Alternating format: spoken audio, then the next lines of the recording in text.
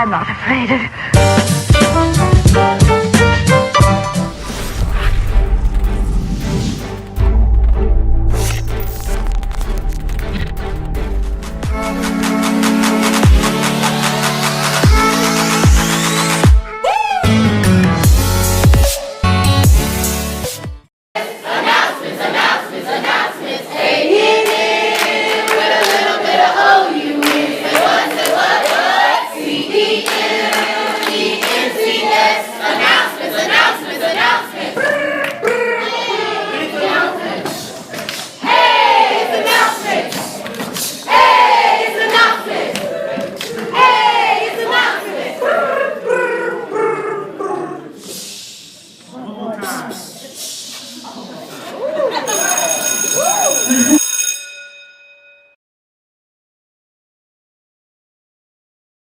Good morning, Falcons. Today is Thursday, February 16, 2017. Today is a B Day. Please stand for the Pledge of Allegiance.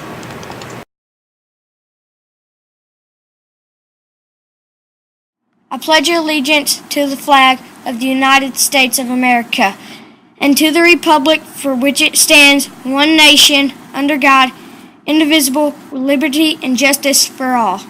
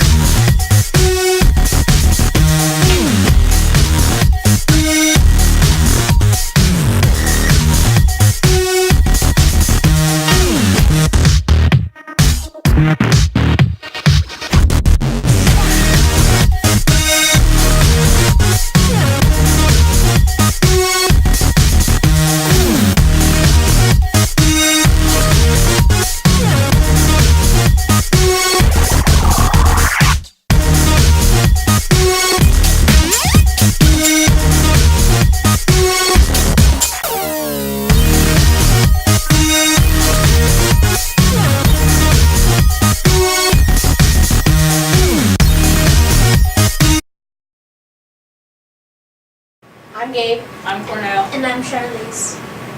Welcome to the Davis Daily News Show. On March 16th, Davis Middle School is going to have a student-teacher sports event.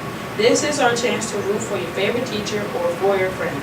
And best of all, the game will be happening during the day. To ensure your participation, we only ask one thing.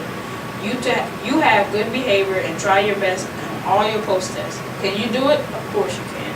You can also bring Davis dollars to enter into a drawing and win an assortment of prizes. Soar throughout post-testing and you will be attending a student-teacher sports event on Thursday, March 16th.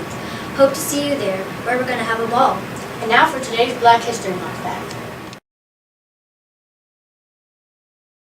It's time for having fun with learning and a W.E.B. Du Bois biography for kids.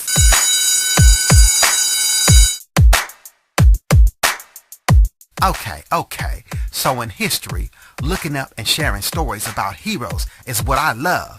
So if you've never heard of W.E.B. Du Bois, don't trip, because I got you.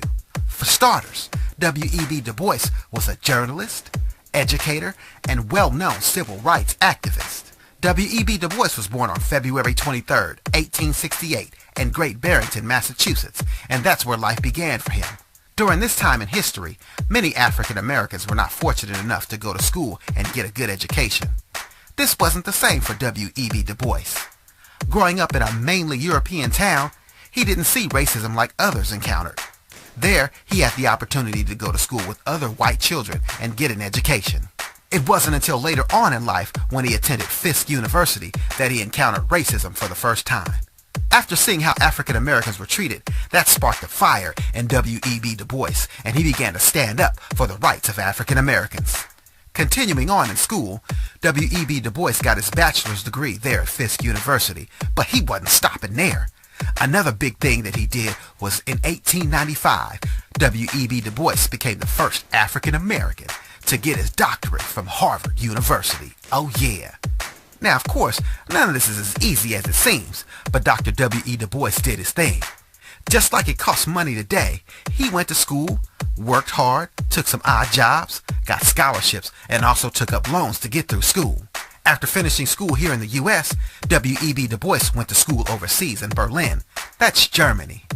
It was there he got to meet people who had different ways of thinking on how to treat others in society, and W.E.B. Du Bois brought those ideas right back here to the United States of America. W.E.B. Du Bois went on to publish writings like The Philadelphia Negro, A Social Study, and The Souls of Black Folk. Now, one thing that put him on a national stage was his disagreement with Booker T. Washington, another African-American leader there at that time, who had the Atlanta Compromise. With the Atlanta Compromise, it sacrificed African-Americans being in leadership in order to get good jobs. But W.E.B. Du Bois wasn't hearing that. He stood for full equality for everybody, no matter their race, color, or creed. Now, another big accomplishment in his life was, of course, fighting for the rights of African Americans.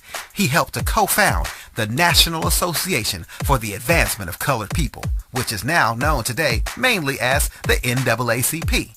But check this out. Living his life and fighting for the rights of African Americans is what he did. He ended up dying at the age of 95 on August 27th in 1963. The crazy thing about this was he died one day before Dr. Martin Luther King Jr. gave his I Have a Dream speech in Washington on August 28, 1963. When it came to the life of W.E.B. Du Bois, his voice will go down as one of the major contributors to the African American and civil rights movement in the early 20th century. And I hope you enjoyed those fun facts with W.E.B. Du Bois for kids.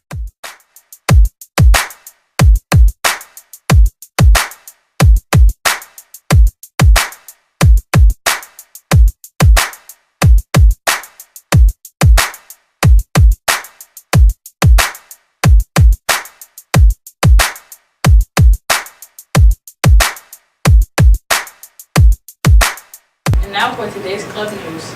The Charles County Winter Chess Tournament will be held on Saturday, February 25th at Thomas Stone High School. Please grab an informational flyer from the library and see Mr. Gerhardt if you have any questions. You must register before February 22nd to participate. Interested in joining the newspaper club? Davis is looking for motivated students that have an interest in researching, reporting, and writing. Please stop by room A129, located in Administrative Avenue. Talk to Mr. Warren for more details. Falcons continue to soar with safety by entering and exiting classroom quietly and walking in the hallways. Falcons, soar to excellence. Have a great day.